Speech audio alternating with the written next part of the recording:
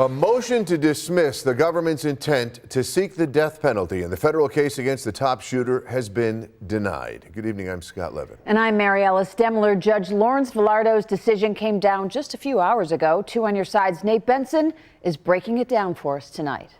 In a 4-page ruling released Tuesday, U.S. District Court Judge Lawrence Villardo denied a motion submitted by the attorneys of top shooter Payton Gendron that sought to dismiss the government's notice of intent to seek the death penalty in the federal case against him. Back in November, attorneys for Gendron filed a motion to dismiss because they alleged that there was abuse of the grand jury process by federal prosecutors. Specifically, they argue that the prosecutors' questions covered a, quote, wide range of topics having no relationship to the charges under consideration by the grand jury. We don't know the specifics of the grand jury questions because they are under seal by the court and not publicly available. But Judge Villardo's ruling offers some details. Questions about whether Gendron had, quote, learning, physical, emotional, or mental disabilities, and, quote, whether he seemed to be racist.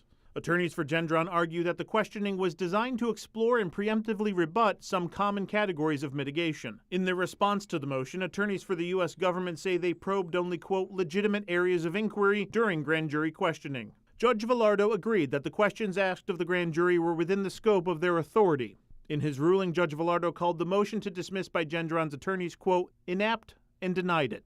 Separately, on April 1st, Gendron's attorneys filed a motion to change the venue of the trial to the Southern District of New York, citing that it would be difficult to have a diverse and impartial jury if the trial was held in Buffalo.